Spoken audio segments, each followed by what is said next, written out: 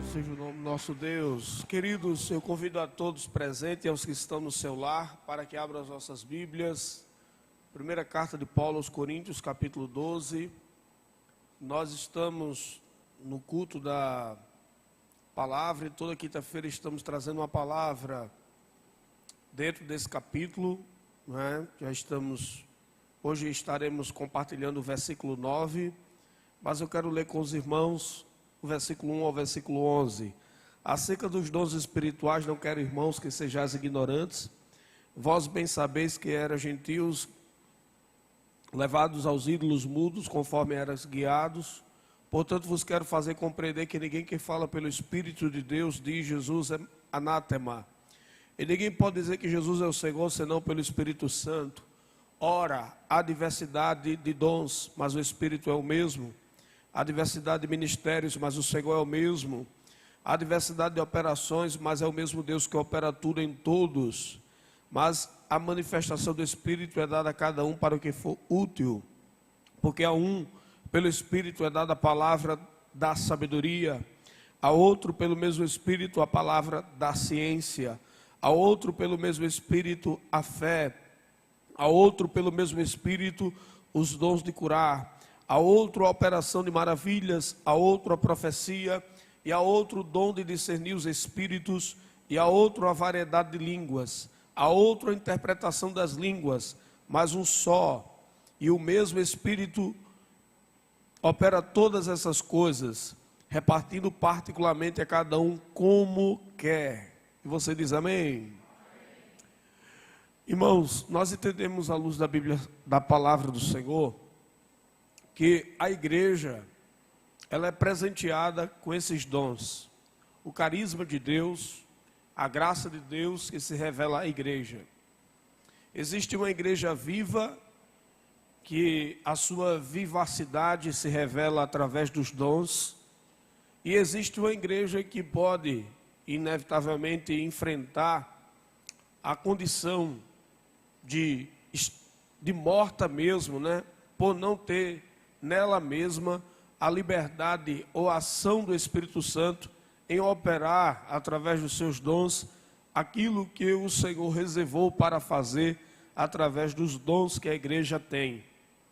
No capítulo 12 nós vamos encontrar 9 dons, mas já tratamos aqui aos irmãos em cultos anteriores a esse, que esses não são os únicos dons elencados na Bíblia Sagrada. Nós encontramos dons ministeriais em Efésios 4:11, nós também encontramos dons em Romanos, quando Paulo fala também à igreja de Roma, ele também fala de dons dados à igreja. Então existe aproximadamente em torno de 20 dons citados. Esses 9 dons do capítulo 12 são os dons clássicos, aqueles dons que estão mais comumente lembrados em cada um de nós. Mas isso não anula a importância nem a necessidade de observarmos os dons que são citados por Paulo aos Romanos, pelo próprio Pedro, quando Pedro escreve a sua epístola, que é uma epístola universal, quando Paulo também dirige a sua carta à igreja de Éfeso, aos irmãos da cidade de Éfeso. E o que temos aqui no capítulo 12 de 1 Coríntios é que existem esses dons, que é uma graça revelada de Deus à igreja. Porém, a igreja de Coríntios, ela carrega consigo algumas particularidades que são importantes nós observarmos. Era uma igreja que tinha dimensão espiritual extremamente relevante. Paulo dedica 3 capítulos desta carta, 12, 13 e 14 de 1 Coríntios, para tratar sobre dons. Mas pastor, no capítulo 13 fala do amor.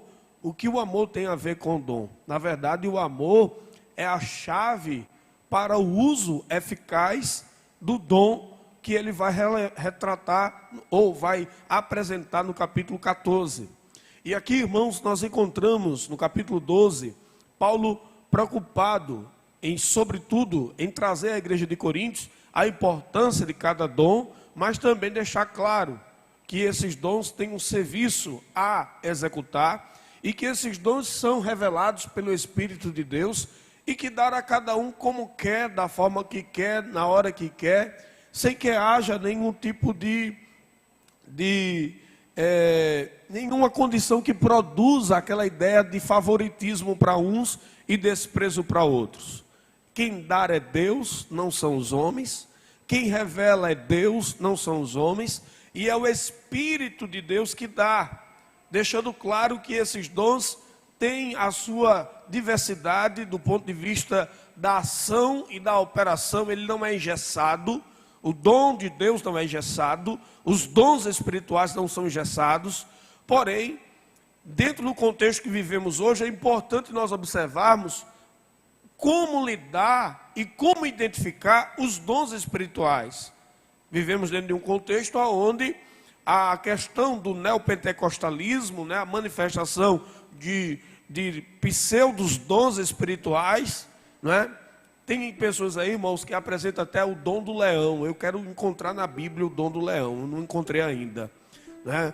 Receba aí o dom do leão. Eu digo, Jesus de Nazaré, onde está esse dom? Né? Então tem o dom, isso você encontra em pregações neopentecostais, em pregações em ambientes onde a palavra de Deus ela é descartada de certa forma, e o que valorizado é simplesmente a experiência pessoal. Eu já falei aqui em ministrações anteriores que a minha experiência, a sua experiência, ela é bem-vinda, porém ela é subordinada à palavra. Nenhuma experiência, seja a sua ou a minha, ela é superior à palavra. A palavra ela é absoluta e absolutamente completa para nos direcionar sobre tudo aquilo que é agradável aos olhos do Senhor. Então, o fato de eu ter um dom não quer dizer necessariamente que agora eu tenho liberdade para pintar e bordar. Não, ao contrário. O dom gera em mim a responsabilidade de exercê-lo com excelência. Por que o capítulo 13 de 1 Coríntios está aqui? Entre 12 e 14, tratando sobre a excelência do amor, tratando sobre a questão do amor. Quando ele vai narrar a importância dessa excelência, ele vai falar, não adianta falar a língua dos anjos, não adianta falar simplesmente ter todos os dons, operar maravilhas, sinais, prodígios, se não tiver amor, isso aí perde a eficácia, perde a eficiência. E aí o amor não é o eros, não é o amor filéu, mas é o amor revelado em Deus, de Deus para nós, para que possa nos conduzir naquilo que representa a boa, perfeita e agradável vontade de Deus. Lembre que a quem muito é dado, a Bíblia diz, muito lhe será o quê? Cobrado. Mais ou menos no começo do ano, uma pessoa chegou para mim e disse, pastor, eu estou com uma direção de Deus para fazer determinada coisa e quero a sua bênção para tomar essa decisão. Eu disse, meu irmão, você vai viajar para outro lugar, eu entendo isso, respeito isso, porém lhe digo que essa não é a direção que Deus me mostrou para a sua vida. Não, mas eu vou, vai dar tudo certo e já tenho tudo arquitetado, planejado. Faz 4 meses que essa pessoa está em um estado, em outro estado. E era um obreiro da casa do Senhor, que trabalhava na obra do Senhor. E quando ele já estando nesse outro estado, já ligou para mim pedindo que eu orasse por ele, pois estava passando uma luta muito grande, uma luta financeira muito grande, ao ponto de estar privado do básico. Claro que a gente é sensível a isso, procurei ajudá-lo na medida do possível, mas na hora o Espírito Santo de Deus bradou dentro de mim dizendo, a minha alma não tem prazer naqueles que põem a mão no arado e voltam atrás. Irmão, aqui dali foi entrou aqui no meu coração que eu digo, Jesus, o que eu faço? A gente fica um tanto quanto sensível à situação, mas ouvindo Deus falar isso, você logo reflete, né? Porque às vezes a Bíblia fala do que se queixa o homem, do que se queixa o homem. Às vezes nós tomamos decisões, tomamos caminhos, fazemos escolhas que não são aquelas que Deus tem para nós, né? Se você está fazendo a obra do Senhor, se você está dedicado em algo que Deus lhe comissionou, faça com excelência. Dom que Deus dá não é para a gente simplesmente achar que ele é para o meu usufruto sem que eu tenha a quem prestar conta. Eu tenho a quem prestar conta e preciso cumpri-lo com excelência. Ele deu, mas ele também requererá. Então nós já tratamos aqui em outros momentos sobre esses versículos anteriores ao versículo 9. Porém eu quero com os irmãos compartilhar o versículo 9. Na semana passada terminamos o versículo 8. Olha o que diz o versículo 9. A outro pelo mesmo Espírito a fé, e a outro pelo mesmo Espírito os dons de curar. Observe, não é necessariamente uma pessoa só, ela possa estar dotada de todos os dons. Porém, não é errado ou não está fora do contexto bíblico a possibilidade de que alguém possa ter mais de um dom, ou até mesmo todos os dons. Bem, nós entendemos à luz da Bíblia Sagrada que quem dá é o Espírito de Deus, o Espírito Santo. E ele vai dando à medida que ele entende, que ele sabe que nós precisamos e que nós necessitamos que ele se utilize de nós através deste ou daquele dom. A outro pelo mesmo Espírito. Aqui não é espírito de homem, não é um espírito maligno, não é um espírito que vive vagando, não é de forma nenhuma nenhum espírito que possa produzir algum contexto de benevolência. Até porque o Espírito que de fato exerce benevolência é o Espírito Santo. E é Ele que tem o carisma de Deus, a graça de Deus, para dar a mim e a você quando e como Ele quer. E o texto é muito claro quando ele diz sobre o dom da fé. E é importante que a gente entenda, antes de compreender o que é dom da fé, o que não é dom da fé. Certo? Abra sua Bíblia, por gentileza, Romanos capítulo 10. Vamos entender que existe a fé salvadora. Vamos lá, Romanos 10. Romanos capítulo 10, versículo... Deixa eu confirmar aqui para os irmãos, para não passar errado aqui para os irmãos. Versículo 8. Olha o que diz. Mas diz, a palavra está junto de ti, na tua boca, no teu coração. Esta é a palavra de quê? Da fé que pregamos. Esta palavra, ela gera fé. Mas o fato dela gerar fé não quer dizer que agora eu tenho um dom da fé. A fé que a palavra gera em mim é a fé salvadora. É a fé de produzir em mim vida. A Bíblia vai dizer no versículo 9, versículo 10, que com o coração se crê para a justiça. Ou ele vai dizer, com a boca se faz confissão para a salvação. Ele diz claramente aqui, a saber se com a tua boca confessares ao Senhor Jesus, em teu coração credes que Deus ressuscitou dos mortos, serás salvo. Visto que com o coração se crê para a justiça e com a boca se faz confissão para a salvação. Então o contexto aqui é de uma fé salvadora, de uma fé que produz em mim a crença na palavra, de forma tal que eu possa ser alcançado por ela e assim também ser salvo. Existe uma outra fé que não é um dom, mas que é fruto do Espírito. Vamos lá, Gálatas capítulo 5. Abra sua Bíblia conosco, por gentileza. Gálatas capítulo 5, versículo 22. Uma das características do fruto do Espírito está aqui elencado. E diz o texto: mas o fruto do Espírito é caridade, gozo, paz, longanimidade, benignidade, bondade. Qual é o outro? Fé, mansidão e temperança. A fé aqui não é o dom. A fé aqui não está tratando de dom, mas sim como característica do fruto do Espírito. Lembremos-nos que o fruto do Espírito é um. Não existe vários. Dele se ramifica todas essas características do fruto do Espírito. E o que temos aqui é que o fruto do Espírito ele se revela através do ato de dar, que é a caridade, o gozo, a paz, a longanimidade, a benignidade, a bondade, fé, mansidão e temperança. Então, uma característica do fruto do Espírito é que ele tenha fé. E aí é importante nós entendermos o seguinte: e o fato de eu ter fé na palavra, que é a fé salvadora, não quer dizer que eu tenha um dom da fé. O fato de eu ter fé como característica do fruto do Espírito também não quer dizer que eu tenha um dom da fé.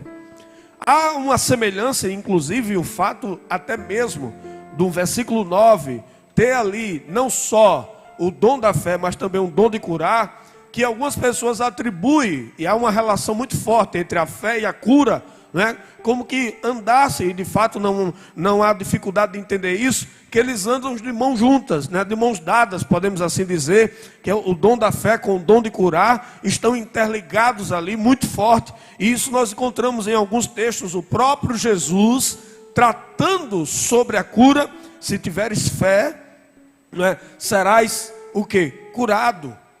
Homens de pouca fé, quando ele trata sobre o processo da cura, né? Quando ele olha para o cego, quando ele vê um paralítico, quando ele fala, quando ele se dirige às irmãs de Lázaro, que choraram a morte do seu irmão, e o Senhor adverte elas dizendo: olha, se vocês crerem, vocês verão a glória de Deus.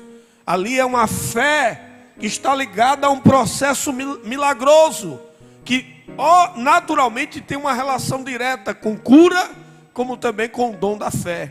Mas a fé como fruto do Espírito não é um dom. A fé como um processo de crença na palavra não é um dom, mas é a fé que produz em nós a condição de levar-nos a entendermos que a palavra, ela produz a salvação. E a fé como crença na palavra necessariamente não é um dom, mas que me leva a crer na palavra.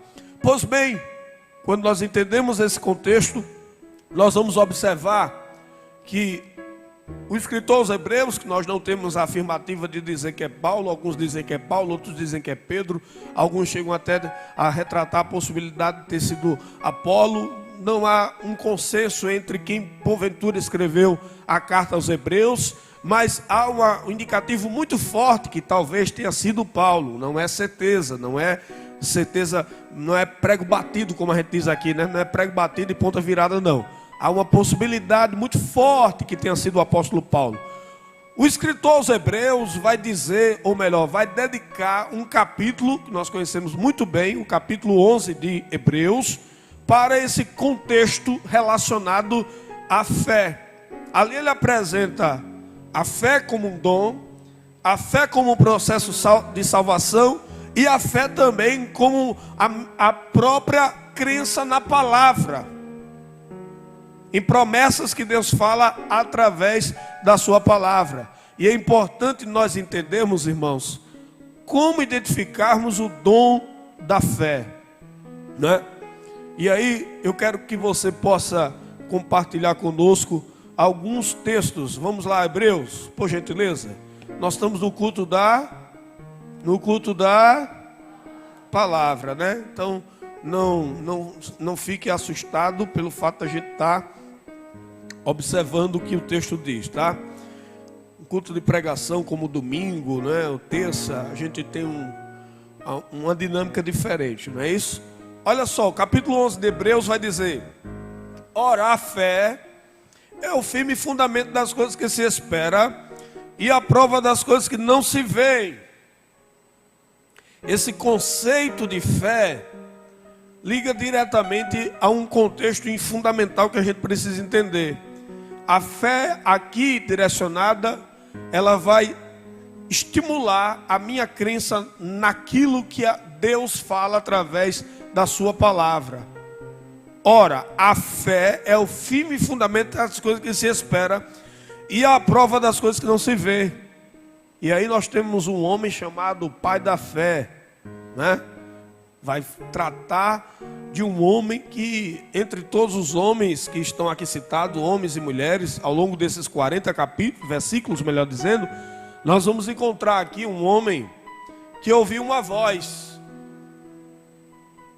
Essa voz não se materializou, essa voz não se identificou com propriedade do ponto de vista concreto, que pudesse dar segurança àquele que estava ouvindo a voz, mas essa voz simplesmente ecoou no ouvido desse homem, dizendo: sai da tua terra, sai da tua parentela e vai para uma terra que eu te mostrarei. Não é vai para a terra que eu tenho te mostrado, não. Eu vou te mostrar.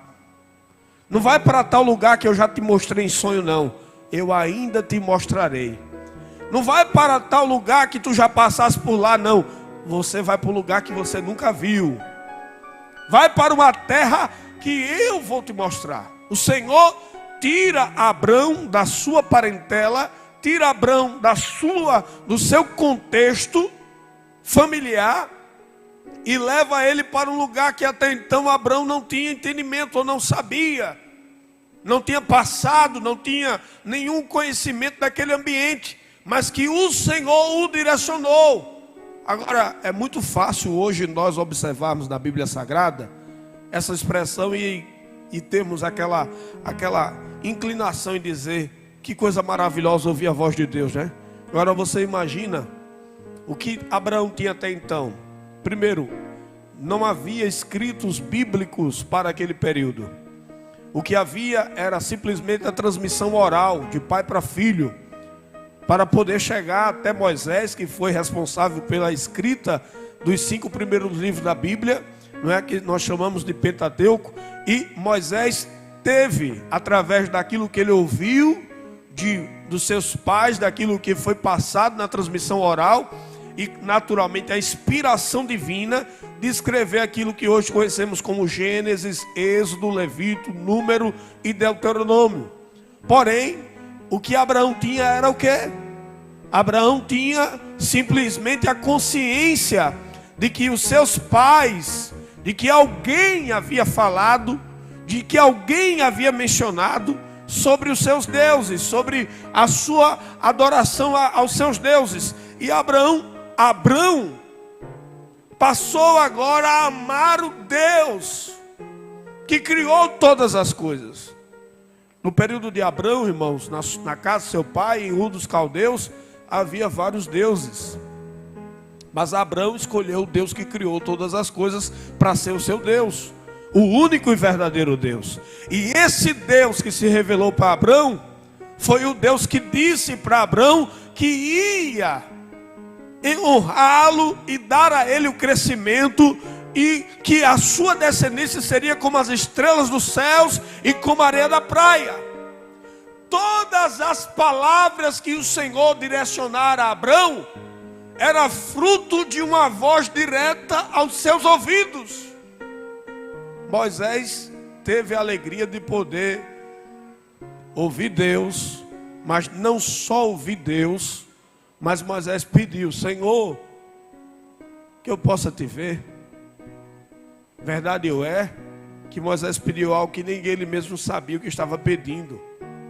E o Senhor disse: olha, a minha glória vai passar ali na fenda da rocha, Moisés. A minha presença, a minha glória vai passar por ali. Tá bom? O que tu estás pedindo, tu não sabe o que está pedindo.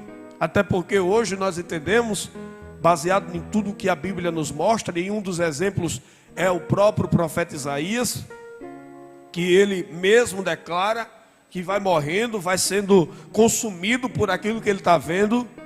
E a razão porque Isaías entende que vai morrendo, porque ele diz: ai de mim, eu sou um homem de lábios impuros, e habito no meio de um povo de impuros lábios, e os meus olhos estão a te ver. De fato, Isaías não está ali retratando uma mentira, Isaías está ali retratando um fato.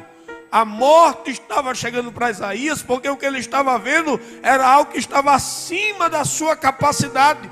E tanto é que o próprio Deus ordena que um anjo vá com uma brasa tirada do altar para purificar Isaías. Porque ali se trata do Santíssimo, do Santo dos Santos, daquele a quem todos se prostram para adorar. E quem é o corruptível para ver aquilo que é incorruptível? Quem é o falho para ver aquele que é perfeito? Quem é o impuro para ver aquele que é puro? Quem é o indigno para ver aquele que é digno? Isaías entendia isso perfeitamente. Moisés pede para ver o Senhor, E o Senhor disse para ele: olha, a minha glória vai passar ali na fenda da rocha. A minha presença para provar para ti que eu estou contigo está aqui. Mas o que Abraão tem? Abraão tem o quê? Ele tem o instrumento de uma voz. O instrumento de uma voz que ecoa até Abraão. O que Abraão tem, ou Abrão, dependendo da fase em que ele esteja vivendo, é uma voz. É uma voz que diz: sai da tua terra. É uma voz que diz: eu te engrandecerei, eu multiplicarei, eu te honrarei. É uma voz que, depois que ele tem o seu filho, que foi cantado aqui pela nossa irmã, não é? Manda ele pegar esse filho e levar até o Moriá para sacrificar ao Senhor. É uma voz que em nenhum momento se materializou para Abraão.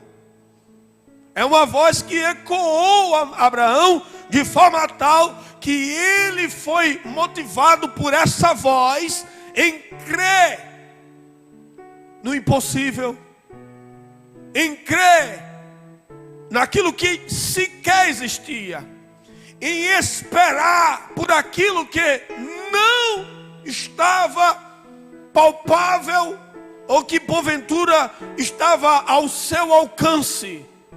E uma vez mais eu cito o versículo 1 do capítulo 11 de Hebreus: o firme fundamento das coisas que se espera e a prova das coisas que não vêm. Irmãos, fé como dom passa obrigatoriamente por esse processo de alguém que simplesmente é dotado de uma visão que Deus dá a ele e uma segurança que o assegura que aquilo que ele simplesmente colocou diante de Deus se realizará, se concretizará.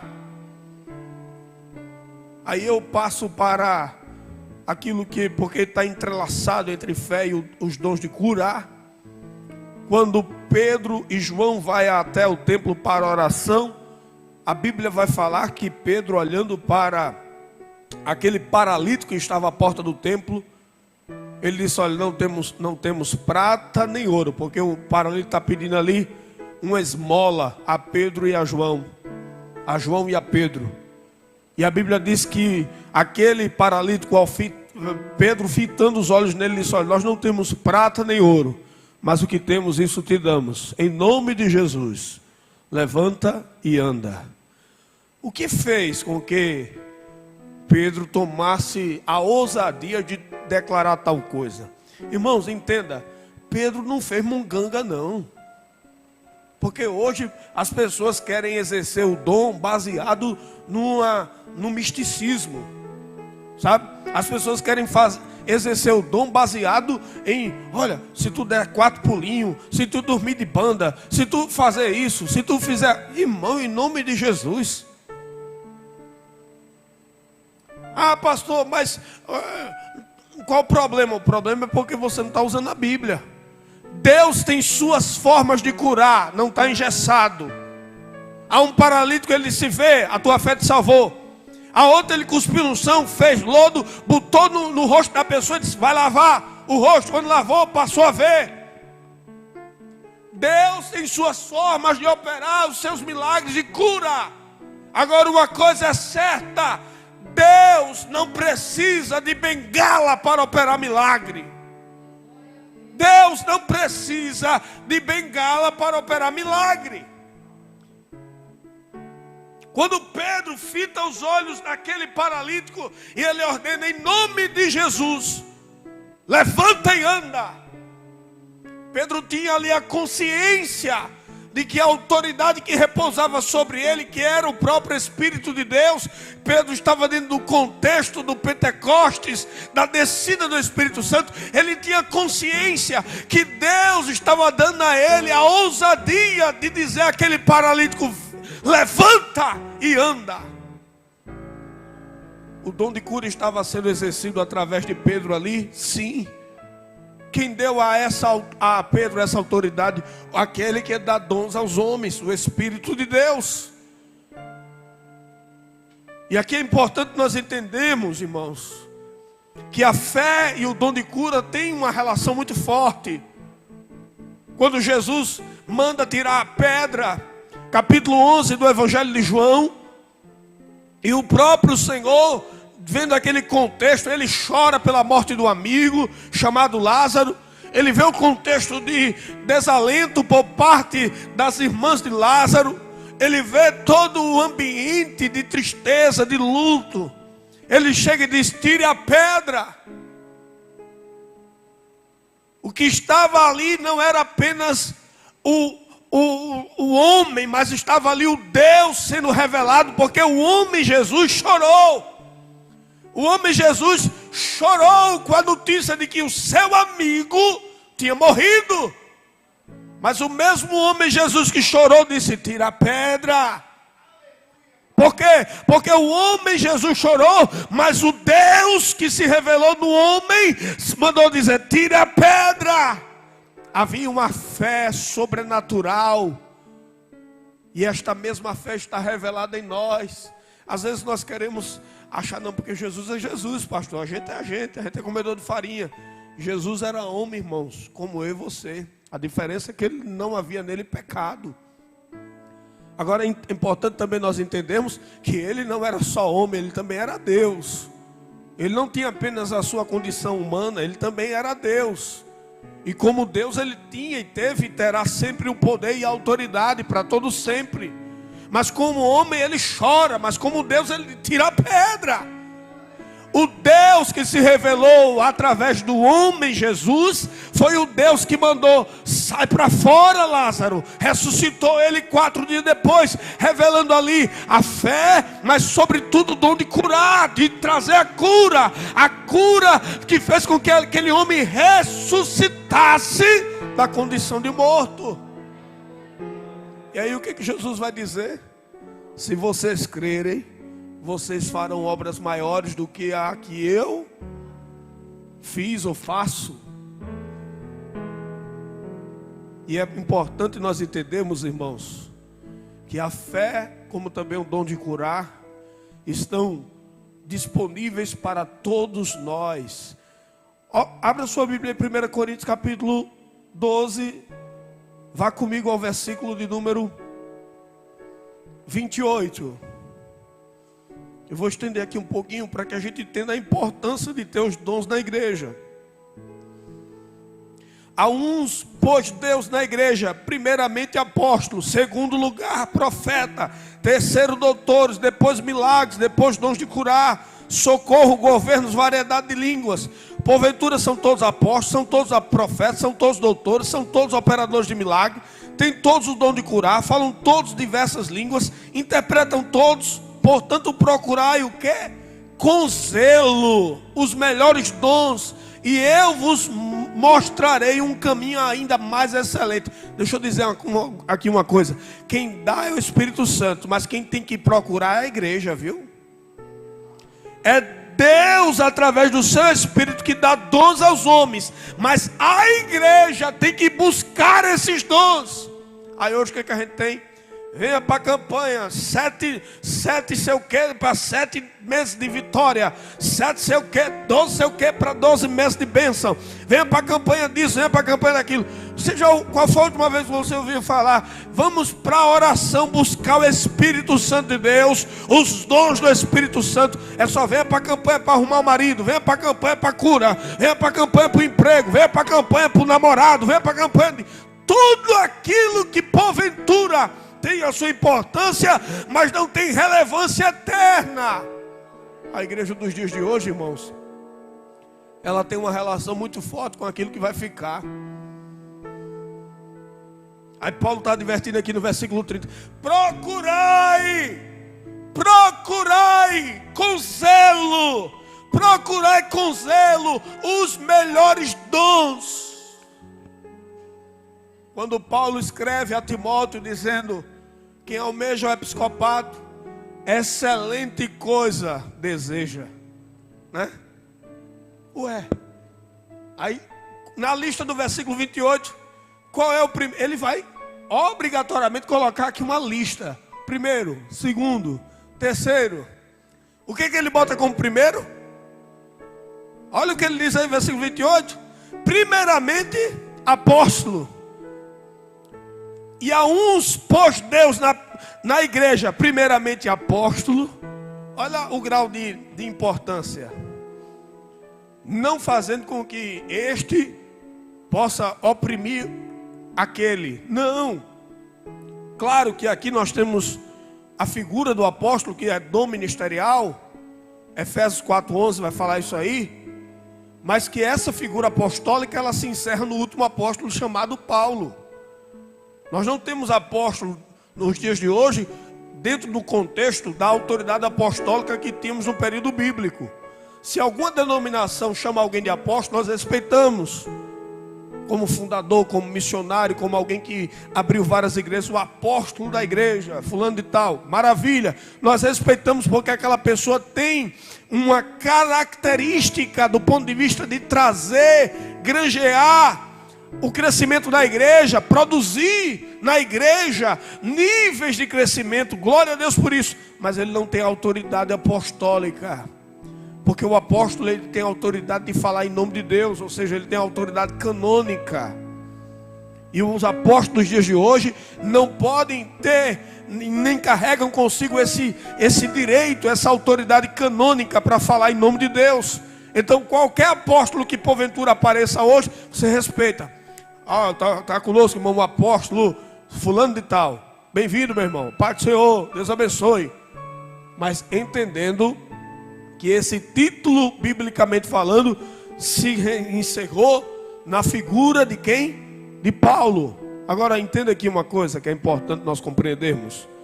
Quando Paulo fala aqui em Coríntios capítulo 12, versículo 28, sobre essa listagem de simplesmente dos dons de Deus, Paulo está mostrando a importância de cada um deles. E por fim, no versículo 30, ele diz: procurai com zelo os melhores dons. Se quem dá é Deus, por que eu tenho que procurar? Ô pastor, não é Deus que dá, e por que eu tenho que procurar? Porque, irmãos, a nossa busca naquilo que Deus tem para nos entregar também gerará em nós o zelo, a importância. Você vai entender quando você busca em oração: Senhor, se é do teu projeto, é da tua vontade, o dom de cura na minha vida, faz isso, opera isso. Se é do teu projeto, se é da tua vontade, o dom de maravilhas, o dom da ciência, do conhecimento, o dom da sabedoria, se é do teu projeto, se é da tua vontade, o Senhor me dá esse dom de línguas estranhas ou de interpretação de línguas, o dom de profecia, qualquer um dos dons que estão citados. Entenda, a experiência da oração produzirá em você a valorização daquilo que Deus irá lhe entregar. A experiência, repito mais uma vez, a experiência da oração produzirá em você a valorização daquilo que Deus vai lhe entregar. Sabe o que acontece? Quando um filho nosso pede alguma coisa, se nós não criarmos um mecanismo de valorização daquilo que ele está para receber, ele vai ganhar. Na primeira semana, maravilha. Na segunda semana, maravilha. Na terceira semana para frente, ele pega naquele objeto uma vez pedida. O crente, quando recebe dom, ele precisa entender: quem dá é Deus, mas eu busquei. Não é que existe algum mérito em mim para receber, mas ao recebê-lo, eu vou estar também valorizando a grandeza e a importância desse dom sobre a minha vida, entendendo que Deus deu para que eu utilize com excelência. Buscar é necessário. Procurai com zelo os melhores dons. A igreja precisa ter dons. Por quê? Vamos lá, Efésios 4:12. O 11 fala dos dons ministeriais. E o 12? Abra comigo, por gentileza. A Bíbliazinha aqui está. A minha antiga foi embora. Embora que eu digo foi aposentada. Aí peguei essa nova aqui. Aí Bíblia nova, a página fica, né? Passa rápido aqui. 4:12, olha o que diz. Para que existem os dons? Querendo o aperfeiçoamento dos santos para a obra do ministério, para a edificação do corpo de Cristo, até que todos cheguemos à unidade da fé, ao conhecimento do Filho de Deus, a varão perfeito, à medida da estatura completa de Cristo. Entenda aqui, no versículo 12 ele vai falar, aperfeiçoamento é uma importância do dom, para edificação, outra importância do dom. A igreja precisa buscar com excelência, com zelo os dons, porque ela mesma precisa ser tratada através dos dons que Deus entrega à igreja. Irmãos, a igreja precisa ter pessoas que tenham dom de fé. Entenda bem, dom da fé não é ter sempre uma palavra otimista. Não. Ou de alguma forma achar que tudo que você for falar vai acontecer. Não. O dom da fé não está ligado ao otimismo. Estou lembrado que agora já morreu essa ideia aí do... Passou um tempo aí, uns anos atrás, a questão do coach. Coach é um profissional que trabalha a sua mente para estimular a visão otimista das coisas. Trabalha a sua mente para conduzir você a enxergar o lado positivo de todas as circunstâncias da vida. Aí hoje o coach já perdeu um pouco da sua relevância, da sua importância. As pessoas usam hoje outros mecanismos, não mais o coach. Mas entenda, a fé não está ligado a um pensamento positivo. Não. Porque qual o pensamento positivo de alguém que sobe o Moriá com filho, com lenha, com cutelo, sabendo que lá em cima não tem nada, né? Só tem apenas pedras, monta o altar, amarra o filho em cima do altar, o filho ainda pergunta antes de ser amarrado, onde está o cordeiro para o holocausto? E aí amarra o filho, bota o filho, pega o cutelo, levanta o cutelo. Qual o pensamento positivo que tem nisso aí, por favor? Ele está a prestes de degolar o próprio filho. Qual o pensamento positivo que tem? Fé não está ligada a pensamento positivo, irmão. Não tenha pensamento positivo, tenha fé que vai acontecer. Fé não é pensamento positivo, fé é dom de Deus. Não vai dar certo, tá? Fé, qual é o pensamento positivo que os discípulos tinham no mar bravio, as águas batendo, a tempestade vindo, o barquinho quase que indo a pique, Jesus dormindo na polpa do barco, os discípulos desesperados, vai se acabar tudo. Jesus adverte eles, homens de pouca. Qual era o pensamento positivo que tinha ali, por gentileza? Desespero estava tomado. Abraão sobe o Moriá para entregar o filho, emular o filho, sacrificar o filho, e não havia nenhum pensamento positivo, mas havia fé. Porque quando ele, antes de subir, diz aos seus trabalhadores, ficar aqui porque eu e o menino vamos subir, vamos adorar e vamos voltar. Quem estava dizendo isso sabia que ia subir, entregar o filho e ia descer com o filho morto. Mas o Deus que gerou em Abraão, sai da tua terra, sai da tua parentela e vai para a terra que eu vou te mostrar, é o mesmo Deus que deu a ele a capacidade de enxergar o impossível nas impossibilidades, mas não com aquela ideia do otimismo. Não relacione fé com pensamentos otimistas. Sabe por quê? Porque às vezes a fé vai operar no caos. A fé vai operar no desastre, na calamidade. Quando tudo der errado, quando tudo falhar, aí vem a fé dizendo, agora está na hora de operar o sobrenatural. Então não atribua a fé a um pensamento otimista. Seja otimista, não seja pessimista, isso faz bem, mas não pense que ter fé está ligado ao otimismo, não, porque Deus não depende do otimismo para operar os seus milagres.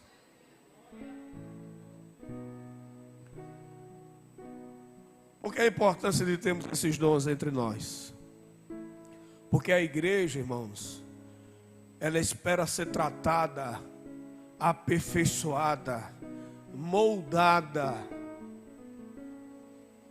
O carisma de Deus, que é dom, que são os dons, que se revela para mim e para você, vem como instrumento de transformação, para transformar ambientes onde nós estamos inseridos.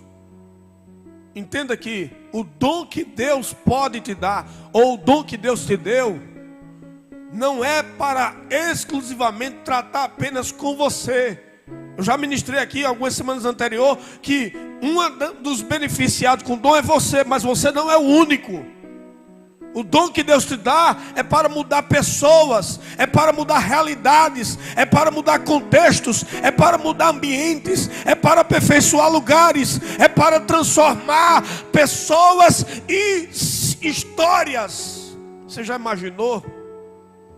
Quando Pedro fitou os olhos no paralítico lá na porta do templo e disse: levanta, em nome de Jesus. A vida daquele homem foi transformada. Quando Jesus disse: tirai a pedra, e Lázaro veio para fora, o quanto aquilo dali foi extraordinário. Quando o próprio Jesus tratou com o paralítico, quando Jesus tratou com o cego, com o surdo, com o mudo, quantas pessoas foram moldadas a partir dos dons revelados de Deus? A igreja precisa desses dons no meio dela. E não é da responsabilidade e obrigatoriedade exclusivamente do pastor. Paulo não está dizendo em Coríntios capítulo 12, versículo 30, busque o pastor com zelo os melhores dons. Não! Paulo está se dirigindo à igreja como um todo. Paulo está convidando eu e você, Paulo está convidando a igreja para buscar com excelência os melhores dons. E aqui eu concluo por hoje, em dizer para você, para todos nós, qual foi a última oração que fizemos pedindo: Senhor, revela em mim os teus dons, revela em mim os teus dons. Qual foi a última oração que você fez, pedindo ao Senhor isso? Não é porque você tenha o poder de dizer para Deus que Ele tem que dar, mas você tem que colocar à disposição: Senhor, eis-me aqui. Se tu quiser, usa-me como tu quiseres, da forma que tu quiseres, na hora que tu quiseres. Eu estou à tua disposição. Nós precisamos, como igreja, irmãos, nos voltar para a sermos vasos na mão do oleiro. O vaso na mão do oleiro diz que está disponível para que o seu Senhor se utilize dele. Então, espero que em Deus possamos ser conduzidos por esta palavra, para que possamos agradar ao Senhor. Lembre-se, ou lembre nesta noite, de que se Deus lhe deu o dom da fé, ou o dom de curar, use ele como o Senhor espera que façamos. Use ele como o Senhor espera que sejamos usados por Ele, porque esses dons que Deus nos deu alcançará outros para abençoar outros. Amém, amados?